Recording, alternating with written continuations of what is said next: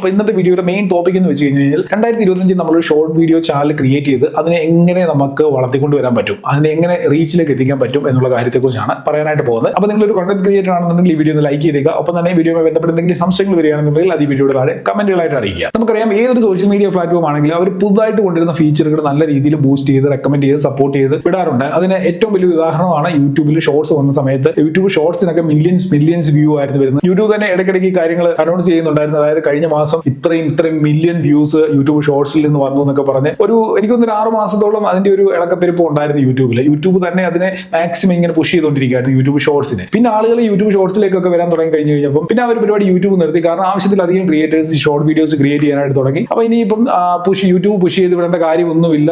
സ്പെഷ്യലായിട്ട് short videos മാത്രം concentrate ചെയ്യേണ്ട കാര്യമൊന്നും യൂട്യൂബിനില്ല. അപ്പോൾ എല്ലാവരും വന്ന് കണ്ടന്റ് ക്രിയേറ്റ് ചെയ്യുന്നുണ്ട്. പിന്നെ അവരുടെ അൽഗോരിതം സെറ്റ് ചെയ്ത് വെച്ചിരിക്കുന്ന രീതിയിൽ ഇത് മുമ്പോട്ട് റൺ ആകാനും തുടങ്ങി. അപ്പം ആദ്യ സമയങ്ങളിൽ വീഡിയോകൾ ഇട്ട പല ചാനലുകളും ഷോർട്ട് വീഡിയോസ് മാത്രം അപ്ലോഡ് ചെയ്ത ചാനലുകൾ, ലോങ് വീഡിയോസിനോടൊപ്പം ഷോർട്ട് വീഡിയോസ് അപ്ലോഡ് ചെയ്ത ചാനലുകളൊക്കെ തന്നെ നല്ല റീച്ചിലേക്ക് പോയിട്ടുണ്ട്. 50,000 1,00,000 താഴെയൊക്കെ സബ്സ്ക്രൈബേഴ്സ് ഉണ്ടായിരുന്ന ചാനലുകളൊക്കെ തന്നെ ഒറ്റയടിക്ക് മില്യൺസിലാണ് ഫോളോവേഴ്സിൽ എത്തി നിന്നത്. അതായത് ഈ ഷോർട്ട് വീഡിയോ തുടങ്ങിയ സമയത്ത് അതിനെ പ്രോപ്പറായിട്ട് യൂട്ടിലൈസ് ചെയ്ത ചാനലുകളുടെ കാര്യമാണ് ഞാൻ ഈ പറയുന്നത്. അപ്പൊ എന്തായാലും ആ ഒരു ബൂസ്റ്റ് ഒന്നും ഇപ്പൊ ഇല്ല. പക്ഷെങ്കിൽ യൂട്യൂബ് അന്നും ഇന്നും എപ്പോഴും ചെയ്യുന്ന ഒരു കാര്യമാണ്, പുതുതായിട്ട് കണ്ടന്റുകൾ ക്രിയേറ്റ് ചെയ്യുന്നവരെ യൂട്യൂബ് സപ്പോർട്ട് ചെയ്യുന്നുണ്ട്. യൂട്യൂബ് അവരുടെ ചാനലുകൾ നല്ല റീച്ചിലേക്ക് കൊണ്ടുപോകുന്നുണ്ട്. അപ്പൊ നിങ്ങളൊരു കണ്ടന്റ് ക്രിയേറ്റർ ആയിട്ട് പുതുതായിട്ട് തുടങ്ങാൻ ആഗ്രഹിക്കുന്ന ഒരാളാണെന്നുണ്ടെങ്കിൽ തീർച്ചയായിട്ടും നിങ്ങളുടെ ചാനലുകൾ യൂട്യൂബിന്റെ സൈഡിൽ നിന്നുള്ളൊരു കുറച്ച് റെക്കമെൻഡേഷനും സജഷൻസും ഒക്കെ തരും. അതിലൂടെ നിങ്ങൾക്ക് നല്ല കണ്ടന്റുകളാണ് നിങ്ങൾ ക്രിയേറ്റ് ചെയ്യുന്നതെന്നുണ്ടെങ്കിൽ നിങ്ങളുടെ ഓഡിയൻസുമായിട്ട് നിങ്ങൾക്ക് ഒരു കണക്ഷൻ ബിൽഡ് ചെയ്യാൻ പറ്റുകയാണെന്നുണ്ടെങ്കിൽ ഉറപ്പായിട്ട് നിങ്ങളുടെ ചാനൽ റീച്ച് ആവുകയും ചെയ്യും. അപ്പോൾ ആ ഒരു കാര്യം നിങ്ങൾ മനസ്സിൽ വെച്ചേക്കുക. അപ്പോൾ ഇവിടെ ഷോർട്ട് വീഡിയോസ് വൈറലാക്കാൻ അല്ലെങ്കിൽ ഷോർട്ട് വീഡിയോസ് ട്രെൻഡിങ്ങിലേക്ക് കൊണ്ടുവരാനായിട്ട് നിങ്ങൾക്ക് ചെയ്യാൻ പറ്റുന്ന കുറെ കാര്യങ്ങളുണ്ട്. അത് ഞാനൊന്ന് പറഞ്ഞുതരാം. ഒന്നാമത്തെ കാര്യം എന്ന് വെച്ച് കഴിഞ്ഞാൽ ഷോർട്ട് വീഡിയോ എന്ന് പറയുമ്പോൾ തന്നെ നിങ്ങൾ മനസ്സിലാക്കിക്കോണം, 1 മിനിറ്റിൽ താഴെയുള്ള വീഡിയോ. ഇപ്പൊ യൂട്യൂബ് അതിന് 3 മിനിറ്റ്സ് വരെയൊക്കെ കൊണ്ടുവന്നിട്ടുണ്ട്. പക്ഷെങ്കിൽ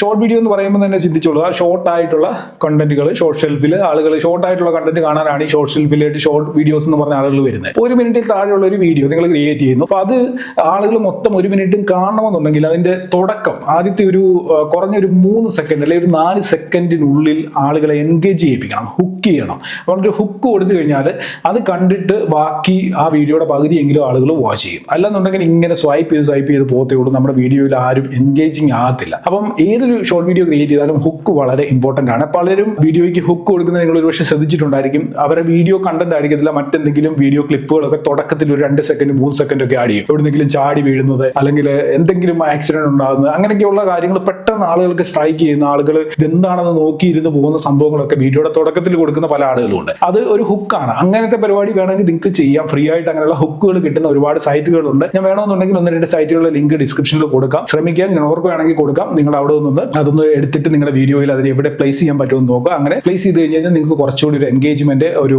ഓഡിയൻസിന്റെ അറ്റൻഷൻ നിങ്ങളുടെ വീഡിയോയിലേക്ക് കിട്ടും. അതിലൂടെ നിങ്ങളുടെ വീഡിയോകൾ കൂടുതൽ വാച്ച് ടൈം കിട്ടും, ഓഡിയൻസ് റിട്ടൻഷൻ കൂടുകയും നിങ്ങളുടെ വീഡിയോ റീച്ചിലേക്ക് പോവുകയും ചെയ്യും. അപ്പോൾ മെയിൻ പോയിന്റ് ആണ് ഈ പറഞ്ഞത്. പിന്നെ വീഡിയോയുടെ എൻഗേജ്മെന്റ് ഞാൻ പറഞ്ഞല്ലോ വളരെ ഇമ്പോർട്ടന്റ് ആണ്.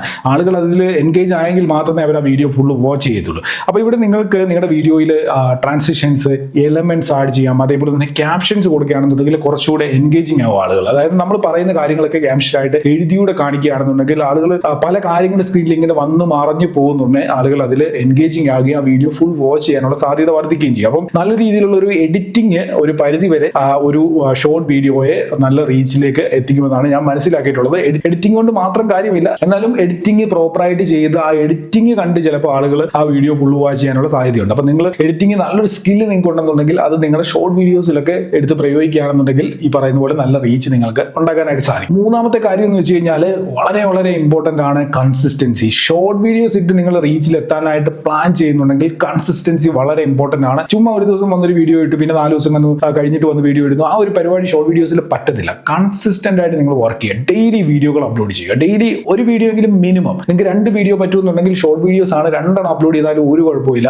ഇങ്ങനെ നിങ്ങൾ ഒരു കുറെ ദിവസങ്ങൾ ട്രൈ ചെയ്ത് മുമ്പോട്ട് വന്നു കഴിഞ്ഞാൽ ഒരു 60 ദിവസം 70 ദിവസത്തിനുള്ളിൽ നിങ്ങളുടെ ചാനൽ റീച്ചിലേക്ക് എത്തും. അതാണ് ഈ ഷോർട്ട് വീഡിയോയുടെ ഒരു അൽഗോരിതം ഞാൻ മനസ്സിലാക്കിയെടുത്തോളാം. നമ്മൾ എത്രയും കൺസിസ്റ്റന്റ് ആവുന്നു, എത്രയും വർക്ക് ചെയ്യുന്നു, അതിനനുസരിച്ച് നമ്മുടെ വീഡിയോകൾ റീച്ചിലേക്ക് പോകും. ഞാൻ ഫേസ്ബുക്കിലൊന്നും അത്ര ആക്റ്റീവ് ആയിട്ടുള്ള ഒരാളല്ല. ഞാൻ ഫേസ്ബുക്കിൽ ഈ അടുത്ത ഒരു 10 വീഡിയോസ് ഈ അടുത്ത സമയത്ത് അടുപ്പിച്ച് 10 ദിവസം ഞാൻ വീഡിയോകൾ ഇട്ടു. ആദ്യത്തെ വീഡിയോ ഇട്ടപ്പോൾ എനിക്കൊരു 50 വ്യൂ 60 വ്യൂ വന്നുള്ളൂ. പിന്നെ ഒരു 5-6 വീഡിയോസ് ഇട്ട് കഴിഞ്ഞപ്പോൾ എല്ലാത്തിനും 50-60 വ്യൂ ഒക്കെ ഉള്ളായിരുന്നു. ഞാൻ ഇന്നലെ കയറി നോക്കിയപ്പോൾ ഒരു 10-15 വീഡിയോ ആയി കഴിഞ്ഞപ്പോൾ ഈ ലാസ്റ്റ് ഇട്ട കുറെ വീഡിയോകൾക്ക് 500, 600, 700 വ്യൂ വന്നിട്ടുണ്ട് ഫേസ്ബുക്കിൽ.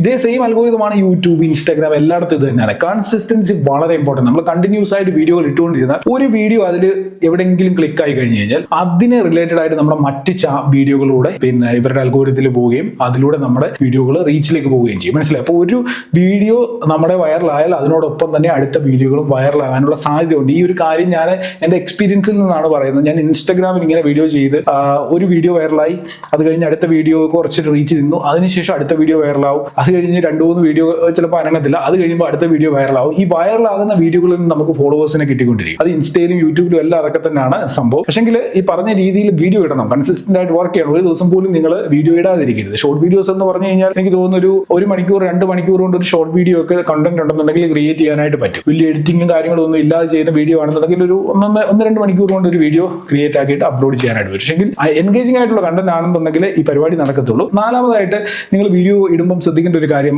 യൂട്യൂബിൽ നമുക്ക് ഷോർട്ട് വീഡിയോസ് 3 മിനിറ്റ് വരെയുള്ളത് അപ്ലോഡ് ചെയ്യാനായിട്ട് പറ്റുമല്ലോ. ഈ 3 മിനിറ്റുള്ള വീഡിയോസ് ചെയ്യണമെങ്കിൽ അത് ചെയ്തോളൂ, ഒരു കുഴപ്പമില്ല. ഇനി നിങ്ങൾക്ക് 1 മിനിറ്റ് ആണെങ്കിൽ അതും ചെയ്തോളാം. പക്ഷെങ്കിൽ ഇതൊക്കെ ചെയ്യുന്നതിന്റെ ഇടയ്ക്കിടയ്ക്ക് ആഴ്ചയിൽ ഒരു വീഡിയോ 2 വീഡിയോ ഒക്കെ ഒരു 15 to 30 സെക്കൻഡ്സിനുള്ളിൽ നിങ്ങൾ അപ്ലോഡ് ചെയ്യാൻ ശ്രമിക്കുക. ആ 30 സെക്കൻഡിനുള്ളിലുള്ള ടോപ്പിക്കുകളിലൂടെ എടുത്തിട്ട് അങ്ങനെയുള്ള വീഡിയോകളിലൂടെ ചെയ്യുക. അതായത് ഒരേ ടൈം പാറ്റേൺ പിടിച്ചു പോകരുത്, പല ടൈം പാറ്റേണിലുള്ള വീഡിയോകൾ അപ്ലോഡ് ചെയ്യുക. ചിലപ്പം നിങ്ങൾക്ക് പറ്റുമെന്നുണ്ടെങ്കിൽ 15 സെക്കൻഡ് താഴെ ആ ടൈമിൽ നിൽക്കുന്ന വീഡിയോ അപ്ലോഡ് ചെയ്യുക, 30 സെക്കൻഡിൽ ഉള്ളത് ചെയ്യുക, 40 സെക്കൻഡിലുള്ളത് ചെയ്യുക. മാക്സിമം നിങ്ങൾ ട്രൈ ചെയ്യേണ്ടത് ഒരു 1 മിനിറ്റിനുള്ളിൽ അല്ലെങ്കിൽ 40 സെക്കൻഡിനുള്ളിൽ ഉള്ള വീഡിയോകൾ ചെയ്യാൻ ശ്രമിക്കുക. ഇടയ്ക്ക് 30 സെക്കൻഡിന് താഴെയുള്ള വീഡിയോകൾ ചെയ്യാൻ ശ്രമിക്കുക. മനസ്സിലായി? അങ്ങനെയുള്ള വീഡിയോകൾ നമ്മൾ മാറി ചെയ്യുമ്പോൾ ഇതിൽ ഏത് ടൈം പീരീഡിലുള്ള വീഡിയോയിലാണ് നമുക്ക് ഓഡിയൻസ് റിട്ടൻഷൻ കൂടുതൽ കിട്ടുന്നതെന്ന് അറിയത്തില്ല. അപ്പൊ അതിൽ ഏതെങ്കിലും വീഡിയോകൾ നമ്മൾ ഇങ്ങനെ ചെയ്യുന്നതിനനുസരിച്ച് ഏതെങ്കിലും വീഡിയോ ഈ പറയുന്ന പോലെ വൈറലാകാനുള്ള സാധ്യത വളരെ കൂടുതലാണ്. അപ്പൊ നമ്മൾ മാറ്റി പരീക്ഷിച്ച് നോക്കണം, എന്നെങ്കിലേ നമുക്ക് ആ ഒരു ബെനിഫിറ്റ് അതിന്റെ എടുക്കാനായിട്ട് സാധിക്കത്തുള്ളൂ. അഞ്ചാമതായിട്ട് ഷോർട്ട് വീഡിയോസ് ചെയ്യുമ്പോൾ നിങ്ങൾക്ക് ട്രെൻഡിങ് ടോപ്പിക്സിൽ വീഡിയോ ചെയ്യാൻ പറ്റുമെന്നുണ്ടെങ്കിൽ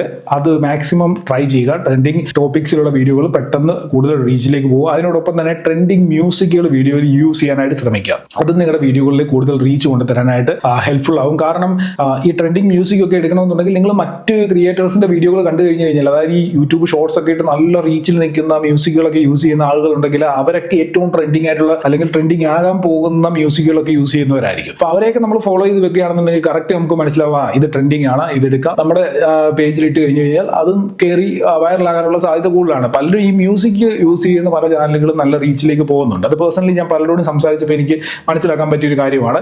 പക്ഷെങ്കിൽ നമ്മൾ അതിനെ മാത്രം ആശ്രയിച്ച് വീഡിയോ ചെയ്തിട്ട് കാര്യമില്ല, നമ്മുടെ കണ്ടന്റ് കൂടെ അതിനൊപ്പം എത്തുന്നതാണെങ്കിൽ റീച്ചിലേക്ക് പോകത്തുള്ളൂ. പക്ഷെങ്കിൽ ഒരു സാധ്യത ഈ ട്രെൻഡിങ് മ്യൂസിക് യൂസ് ചെയ്യുമ്പോൾ നമ്മുടെ വീഡിയോ കൂടുതൽ റീച്ചിലേക്ക് പോകാനായിട്ടുണ്ട്. അടുത്തൊരു ബോണസ് പോയിന്റ് എന്ന് വെച്ച് കഴിഞ്ഞാൽ, ഞാൻ ഓൾറെഡി പറഞ്ഞ കാര്യമാണ്, നല്ല ക്വാളിറ്റി കണ്ടന്റുകൾ ക്രിയേറ്റ് ചെയ്യണം. ഈ ക്വാളിറ്റി കണ്ടന്റുകൾ അപ്ലോഡ് ചെയ്യുന്നതിനോടൊപ്പം തന്നെ റാൻഡമായിട്ടൊക്കെ നമ്മൾ ഷൂട്ട് ചെയ്യുന്ന വലിയ എഡിറ്റിംഗ് ഒന്നും ഇല്ലാത്ത, ഇപ്പൊ ഒരു മൊബൈൽ ഫോണിലൊക്കെ നമ്മൾ ഷൂട്ട് ചെയ്തിട്ട് ഇടുന്ന വീഡിയോകളുണ്ടല്ലോ, അങ്ങനെയുള്ള വീഡിയോകളിലൂടെ അപ്ലോഡ് ചെയ്യുക എന്ന് പറഞ്ഞാൽ ഒട്ടും കൊള്ളാത്ത വീഡിയോ ആണെന്നല്ല ഞാൻ പറയുന്നത്. മൊബൈൽ ഫോണിൽ വലിയ ക്വാളിറ്റി വലിയ എഡിറ്റിംഗ് ഒന്നും ഇല്ല, അത് റാൻഡമായിട്ട് ഇപ്പോൾ ഒരു ഉദാഹരണം പറഞ്ഞു കഴിഞ്ഞാൽ, ഇപ്പൊ ഞാൻ ഈ ഒരു പ്രൊഡക്റ്റ് എടുക്കുന്നു, ഇതിന്റെ ഒരു ബോക്സ് അൺബോക്സിങ് ചെയ്യുന്നു. സാർ നമ്മൾ ഇത് അൺബോക്സിങ് എടുക്കുന്നു, തുറക്കുന്നു, ഇതിന്റെ ഓരോ ഫീച്ചേഴ്സ് പറയുന്നു, അങ്ങനെ ആയിരിക്കുമല്ലോ ചെയ്യുന്നത്. എന്നാൽ ഈ ഒരു പ്രൊഡക്റ്റിന്റെ ജസ്റ്റ് ഇതിന്റെ ബോക്സ് തുറക്കുന്നു, അതിന്റെ അതിൽ സാധനം എടുക്കുന്നു, അതിന്റെ അത് എന്തൊക്കെ സംഭവങ്ങളുണ്ട് അങ്ങനെ കാണിച്ചുകൊണ്ട് 1 മിനിറ്റിനുള്ളിൽ ഇത് ഫുൾ ഓപ്പൺ ആക്കി ഇത് തുറന്ന് ഇതിന്റെ ഒരു ലുക്ക് കാണിച്ചു കൊടുക്കുന്നു. അല്ലാതെ ഇതിന്റെ ഫീച്ചേഴ്സോ എല്ലാ കാര്യങ്ങളും ടെസ്റ്റ് ചെയ്ത് കാണിക്കുകയോ റിവ്യൂ ഒന്നും അല്ല. അപ്പൊ അതൊരു വീഡിയോ, ഒരു ഷോർട്ട് വീഡിയോ ആയില്ലേ. പക്ഷേ അത് നമുക്ക് റാൻഡമായിട്ട് ഫോണിൽ ഇങ്ങനെ നമ്മൾ സാധാരണ റെക്കോർഡ് ചെയ്യുന്ന രീതിയിൽ ഷൂട്ട് ചെയ്യാനും പറ്റും. അപ്പൊ അത് അങ്ങനെയുള്ള കണ്ടന്റുകൾക്ക് ഒരു പ്രയോജനം എന്ന് വെച്ച് കഴിഞ്ഞാൽ, ഇപ്പോൾ ഒരു അൺബോക്സിംഗ്, ഉദാഹരണത്തിന് അൺബോക്സിംഗ് ആണെന്നുണ്ടെങ്കിൽ ഇതൊരു പുതിയ പ്രൊഡക്റ്റ് ആണ്, ഈ സംഭവം നല്ല രസമുണ്ടെന്നൊക്കെ നമ്മൾ പറഞ്ഞിട്ട് തുടങ്ങി കഴിഞ്ഞു കഴിഞ്ഞാൽ ഇത് ഓപ്പൺ ആകുന്നത് ആളുകൾ നോക്കിയിരിക്കും. അതിനുശേഷം ഇതിന് ആ ബോക്സിനുള്ളിൽ എന്താണ് സംഭവം എന്നുള്ളത് അറിയാനുള്ള ഒരു ക്യൂരിയോസിറ്റി ആണല്ലോ. അതായത് നമ്മൾ ആദ്യം കൊടുക്കുന്ന ആ ഒരു ഹുക്ക് ഉണ്ടല്ലോ, ഇന്ന സാധനമാണ് ഇന്ന സംഭവമാണെന്നൊക്കെ പറഞ്ഞു കഴിയുമ്പോൾ ആളുകൾക്ക് ഇതിനുള്ളിൽ എന്താണെന്ന് അറിയാനുള്ള ഒരു ക്യൂരിയോസിറ്റി വരും. നമ്മൾ ആ ക്യൂരിയോസിറ്റി മാക്സിമം യൂട്ടിലൈസ് ചെയ്തുകൊണ്ടും വീഡിയോകൾ ചെയ്യുക. അങ്ങനെ വീഡിയോ ചെയ്യുന്ന ആളുകളെ നിങ്ങൾ ശ്രദ്ധിച്ചിട്ടുണ്ടായിരിക്കും. ചിലപ്പോൾ ഒരു സിമ്പിൾ പ്രൊഡക്റ്റ് ആയിരിക്കും, പക്ഷേ അത് വെച്ചിട്ട് അത് തുറക്കുന്നു, അത് അടയ്ക്കുന്നു, അത് എടുക്കുന്നു എന്നൊക്കെ പറഞ്ഞ് കുറേ സംഭവങ്ങൾ കാട്ടിക്കൂട്ടി അവസാനം വരെ ആളുകൾ അതിൻ്റെ അത് പിടിച്ചിരുത്തും. അപ്പൊ ഈ പറഞ്ഞു വന്നത് നമുക്ക് പിടിച്ചിരുത്താനുള്ള ഒരു കഴിവുകൂടെ വേണം. നമ്മൾ പറഞ്ഞ് അതിൽ എൻഗേജ് ചെയ്യിപ്പിച്ച് നമ്മുടെ വീഡിയോയിൽ അവരെ അവസാനം വരെ കൊണ്ടുവരണം. അങ്ങനെ കൊണ്ടുവരാനുള്ള കഴിവുണ്ടെന്നുണ്ടെങ്കിൽ അങ്ങനെയുള്ള വീഡിയോകളിലൂടെ ഇടയ്ക്കിടയ്ക്ക് അപ്ലോഡ് ചെയ്തോളുക. അതായത് എല്ലാം ഹൈ ക്വാളിറ്റി ഭയങ്കര സെറ്റപ്പ് വീഡിയോകൾ തന്നെ അപ്ലോഡ് ചെയ്യണമെന്നൊന്നുമില്ല. നിങ്ങൾ സാധാരണ ഷൂട്ട് ചെയ്യുന്ന രീതിയിൽ ഒരു ഫോൺ വെച്ചിട്ടൊക്കെ റെക്കോർഡ് ചെയ്തിട്ടും അപ്ലോഡ് ചെയ്യുക. അപ്പൊ ഇത് നമുക്ക് പറയാൻ പറ്റത്തില്ല ഏതായിരിക്കും ഇതിൽ കയറി ക്ലിക്ക് ആകുക എന്നുള്ളത്. ഇപ്പൊ എൻ്റെ ഒരു പേഴ്സണൽ എക്സ്പീരിയൻസ് എന്ന് വെച്ച് കഴിഞ്ഞാൽ, ഞാൻ ചില വീഡിയോകൾ ഇത് വൈറലാകാൻ സാധ്യതയുണ്ട്, നല്ല കണ്ടന്റ് ആണ്, അടിപൊളിയായിട്ട് ഇത് കയറി പോകുന്നൊക്കെ വിചാരിച്ച് നേരത്തേക്ക് വീഡിയോ ചെയ്യുമായിരുന്നു.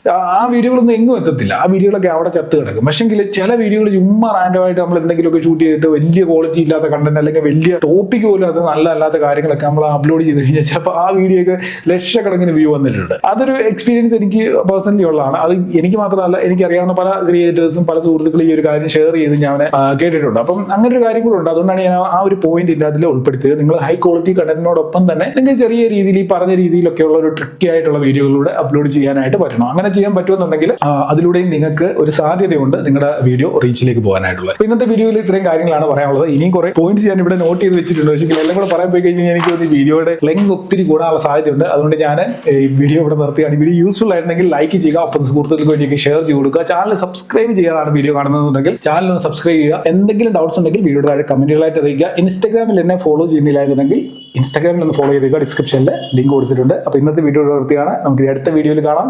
Good bye.